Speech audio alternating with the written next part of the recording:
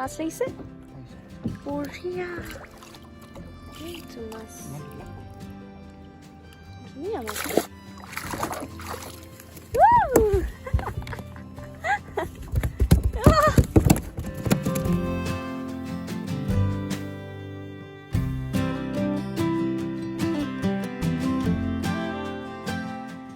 আমি আজি আহিছোঁ ফ্ৰাফিয়ৰ্ড বুলি জেগা এডোখৰলৈ ফ্ৰাফিয়ৰ্ডখন এখন গাঁও বুলিয়ে ক'ব পাৰি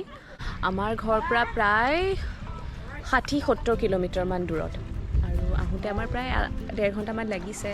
আহি আমি অলপ কায়াকিং কৰিলোঁ আৰু অলপ ফিছিঙো কৰা হ'ল এতিয়া যিহেতু ইয়াত গৰম দিন চলি আছে আৰু দিনৰ সময়টো বহুত বেছি মানে পোহৰ বহুত দেৰিলৈকে হয় এতিয়া প্ৰায় 6টা বাজিব কিন্তু একদম ধুনীয়া ৰ'দ ওলাই আছে একদম দিন নিচিনা সেইকাৰণে আমি ইয়াতে এতিয়া বহি পেলাই অলপ চাহ খাম বুলি যোগাৰ কৰি আহিছোঁ আৰু এটা অসমীয়া পৰিয়াল এটা আমাৰ চিনাকি তেওঁলোকো আহিছে এফালে অন্থইত বহি আছে কেনেকুৱা লাগিলে আজি কৰি এয়া হ'ল উষাবা আজি কেনেকুৱা লাগিলে কায়াকিং কৰি বিৰাট ভাল লাগিলে ফাৰ্ষ্ট টাইম উষাবাই চাহ বনাইছে আমাৰ ইয়াত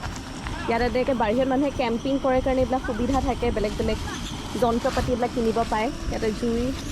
এইটো গেছ আছে এইফালে কেটলি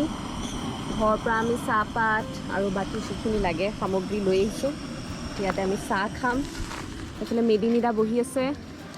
মেডিনা কেনেকুৱা লাগিলে আজি দিনটো ভাল লাগিল